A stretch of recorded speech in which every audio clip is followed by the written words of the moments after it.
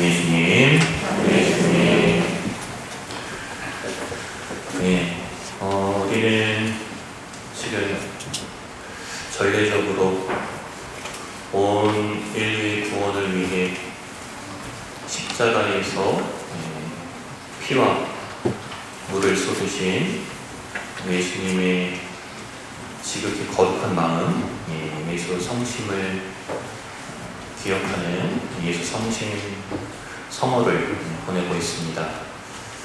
또한 동시에 우리 한반도를 위해서, 우리 민족, 우리 조국을 위해서 피를 흘리면서 목숨을 바치시면서 우리나라를 지키신 애국 선현들을 기념하는 호국 구원의 달을 보내고 있죠.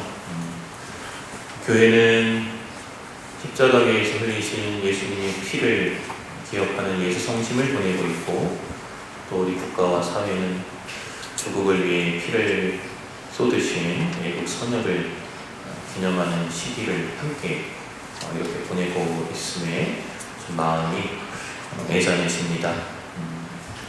저는 남북 한삼 민족 화해 사목을 잘 준비하기 위해서 현재 북한학을 공부하고 있는 정홍 사도요한 신부입니다.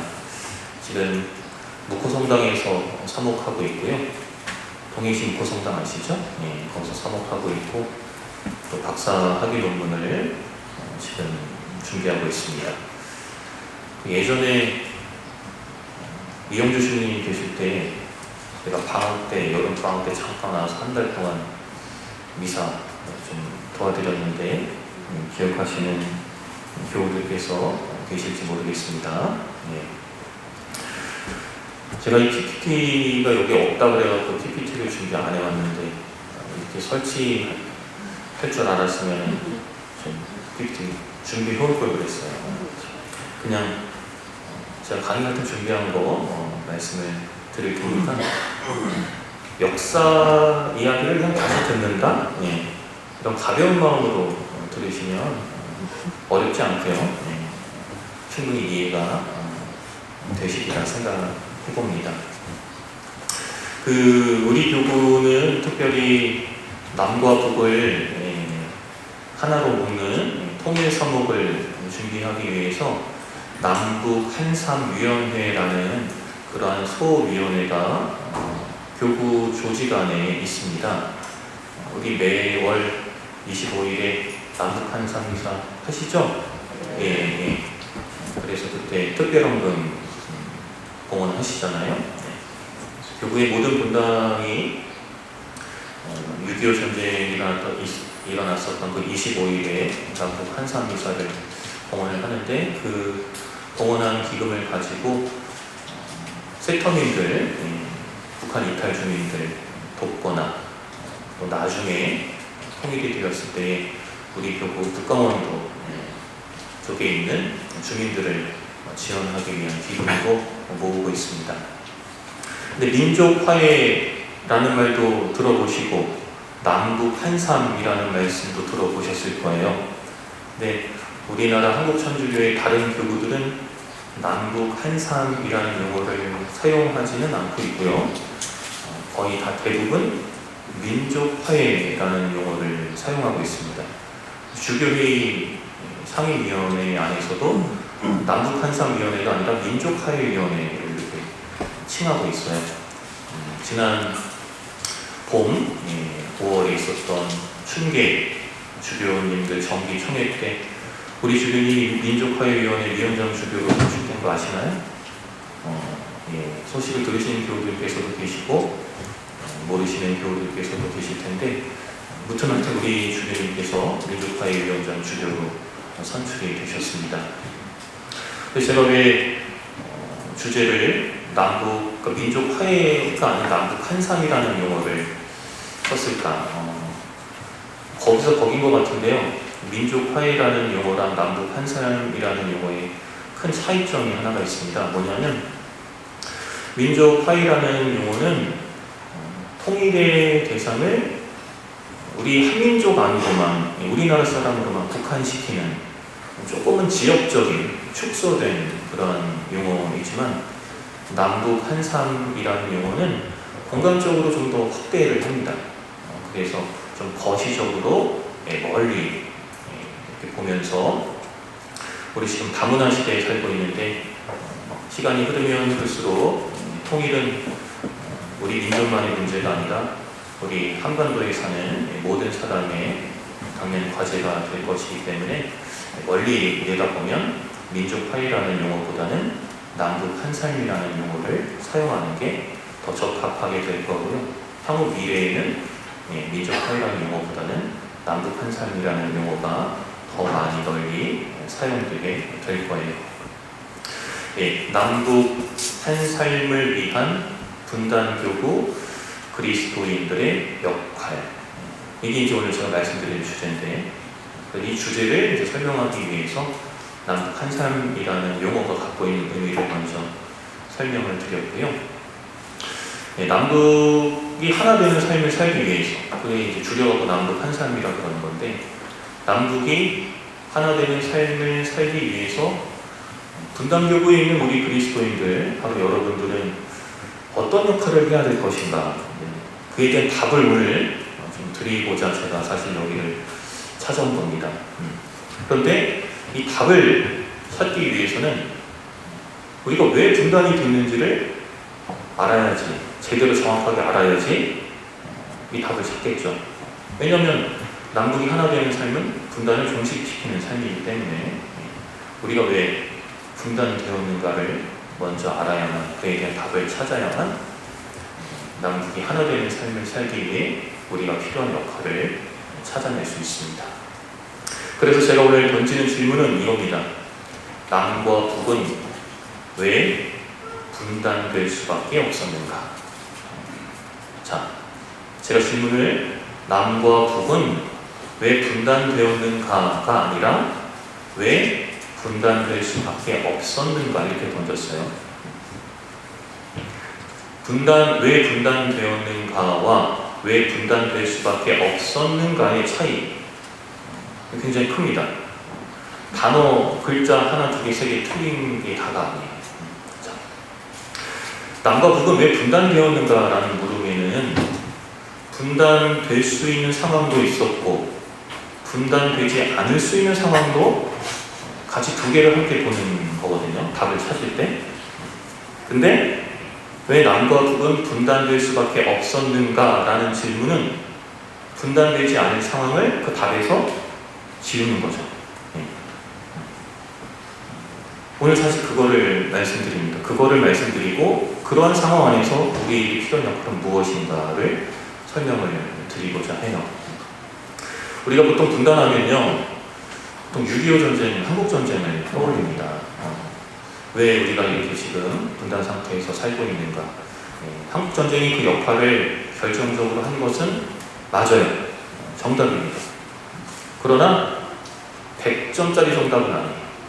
우리의 분단을 설명하기에 한국 전쟁만 갖고 이야기하는 것은 50점짜리 답밖에 안 돼요.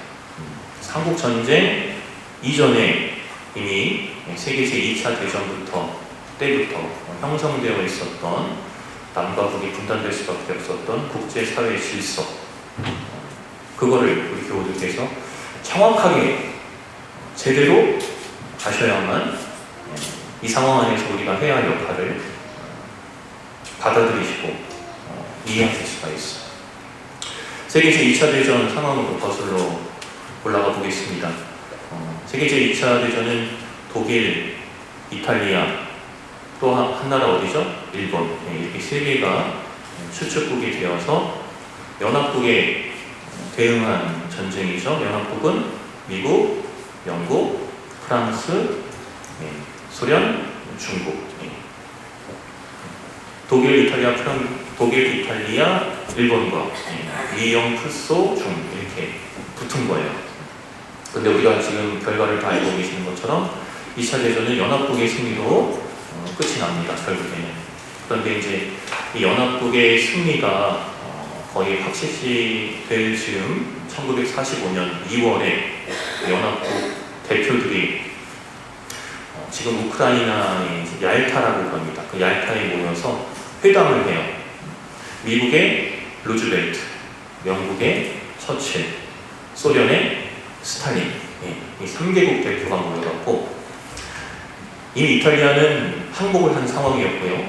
1945년 2월에 이 회담이 열리는데 이탈리아는 이미 항복을 한 상황이고 독일은 5월달에 항복을 합니다. 그리고 우리가 잘 아는 것처럼 일본은 8월에 항복을 하게 되죠. 그러니까 전세가 이제 연합국 승리 쪽으로 기우니까 이 미국, 영국, 소련, 루즈벨트, 처칠, 스탈린이 모여서 패전국 처리를 어떻게 할 건가를 이제 논의를 해요. 국제사회의 규칙은 전쟁을 일으킨 전범국가, 패전국가의 영토, 그들의 주권은 승전국한테 넘어가게 되어 있어요.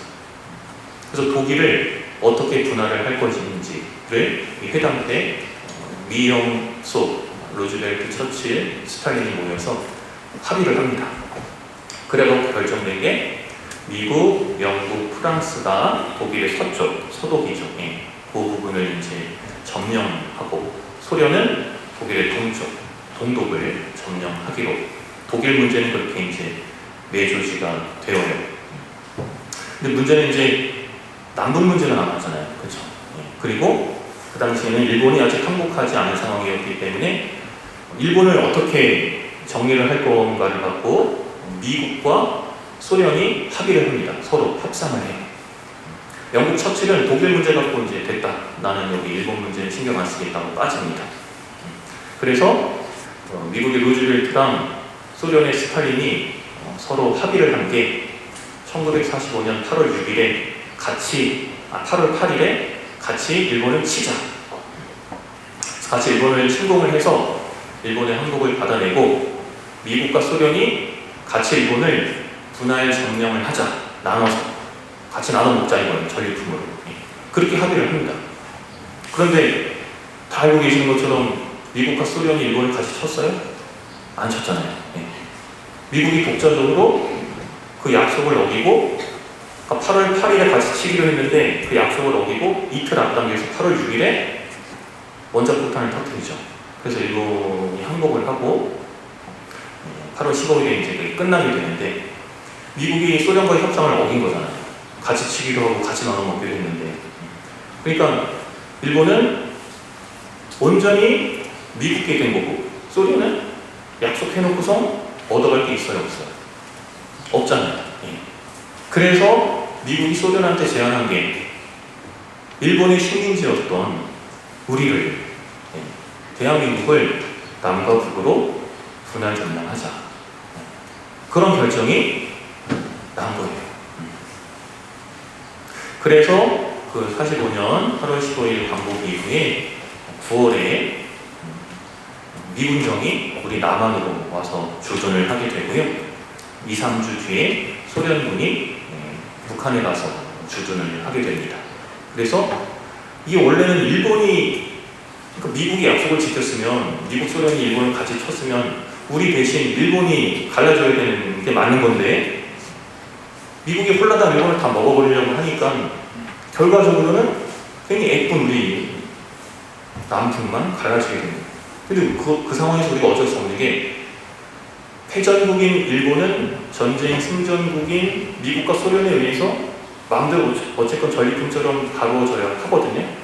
근데 일본이 미국한테 갔으니까 일본의 식민지인 우리가 그 희생양이 그 당시 국제사회 룰 안에서는 희생양이 될 수밖에 없었던 거예요. 그래서 45년 9월부터 북쪽에는 소련군이 주둔하고 남쪽에는 미군이 주둔을 하면서 그때부터 이제 분단이 고착화, 시작되어 갑니다. 그런데 미국의 이제 군사령관 메가더라는 사람이 이제 우리나라의 남한에 주둔을 하고 소련의 이제 군사령관 역시 북한에 이제 주둔을 하면서 각자 포고령을 발표를 해요. 나는 남한에 대해서 이런 권한을 갖는다. 미군이, 그다음에 소련군은 북한에 대해서 이런 권한을 갖는다라는 것을 문서로 규명화한 것을 만들어갖고 포고령을 발표를 합니다. 여기도 참 그 내용이 미군이 우리를 많이 도와주고 우리 사실 그렇게 배워왔습니다. 근데 그 이 원문, 그러니까 저는 이제 북한어 공부를 하니까 그 원문을 찾아서 자료를 볼 수가 있잖아요. 잘 읽어보면 오히려 미군은 우리한테 좀 너무하다 싶을 정도의 그런 표현을 해요. 포고령은 이런 표현이 나와 있어요. 태평양 방면 미국 육군부대 총사령관으로서 나는 다음과 같이 포고한다. 조선 주민에 대하여 군사적 관리를 하고자 다음과 같은 점령 조항을 발표한다. 그러니까 표현을 점령 조항이라고 분명히 명시적으로 표현을 했어요. 그러면서 나의 권한을 방해하는 모든 행위에 대해서는 엄중한 처벌이 있을 것이다. 이런 표현도 있고요. 군사적 관리를 하는 동안에는 모든 목적을 위하여 영어가 공식 언어가 된다. 이런 표현이 있어요. 근데 이제 소련군 파스차코프라는 대장이 북한에 역시 똑같은 이제 포고령을 발표를 하는데 약간 표현이 이 메가더가 발표했던 표현보다는 조금 다정합니다. 어떻게 표현이 되어 있냐면 조선 인민들이여 붉은 군대와 연합국 군대들은, 여기서 붉은 군대는 이제 소련을 상징합니다. 공산주의를 상징하는 빨간색. 붉은 군대와 연합국 군대들은 조선에서 일본 약탈자들을 구출하였다. 이로 인해 조선은 자유국이 되었다. 또 자유국으로 표현해요, 소련은. 붉은 군대 사령부는 모든 조선 기업소들의 재산 보호를 담보하며 그 기업소들의 정상적 작업을 보장하며 백방으로 원조할 것이다. 그 미국 메가더가 발표한 포고령에는 점령이라는 분명한 단어가 이렇게 들어있는데 반해 소련 파스차코프 대장이 발표한 포고령에는 점령이라는 단어가 없습니다. 그러니까 이러한 문구 차이처럼 실제로 이러한 미국과 소련의 입장이 그해 12월, 1945년 12월 우리나라의 점령 문제가 완전히 국제조약으로 맺어질 모스크바 상상회의 때 이 포고령에 나타난 미국과 소련의 입장 차이가 거기서도 표현이 되어요. 이 모스크바 상상회의 때 아까 서두에 말씀드렸던 얄타 회담의 그 세 정상이 다시 모이게 됩니다. 미국, 영국, 소련 이렇게 모여갖고서 우리나라 분할 점령에 대한 것을 이 모스크바 상상회의에서 12월 16일에 모이게 되는데 확정을 하고 12월 27일에 발표를 해요. 그런데 여기서도요, 우리 어르신들 그렇고요, 저도 그렇고 학교 다니면서 배웠던 거는 미국은 신탁 통치를 반대한다. 반면 소련은 신탁 통치를 찬성한다. 우리 이렇게 배웠어요. 저만 해도, 제가 80년생인데 저만 해도 학교 다닐 때 그렇게 배웠습니다. 그런데 역사적 사실은 우리가 배운 바와는 완전히 달라요. 오히려 소련이 우리의 자주 독립을 인정을 하는 입장이었고요. 미국이 오히려 분할 점령을 그걸 놓지를 않았습니다. 미국 입장에서는 그랬을 거예요. 왜냐하면 당시 소련과 중국이 이제 공산주의 세력이 이제 결성이 되는 시점이었고 북한이 그런 영향력을 받는데 그냥 자주 독립국으로 냅뒀다면은 미국의 영향력이 우리 한반도에서 사라질 것을 두려워했기 때문에 미국은 자국의 이익을 위해서 우리의 독립을 인정하지 않았어요. 그래서 미국과 소련이 서로 합의하에 공동위원회라는 것을 결성을 해서 함께, 이 말이 공동위원회인데요, 함께 통치하자 이거예요. 미국과 소련이 우리 한반도를 함께 통치하자 이렇게 합의를 하고 모스크바 상상회의에 그 결정문을 발표를 하게 됩니다. 근데 이 소식을 동아일보가 역사상 오보를 한 거예요. 동아일보의 그 보도가 오보라는 거 아시죠? 그 사실? 네. 동아일보는 소련이 신탁 통치를 찬성하고 미국은 반대했다라고 그렇게 보도를 했는데 이 보도가 결과적으로 우리나라 국내 정치 지도자들의 분열을 야기를 시킵니다. 그래서 신탁을 찬성하는 세력과 반대하는 세력들이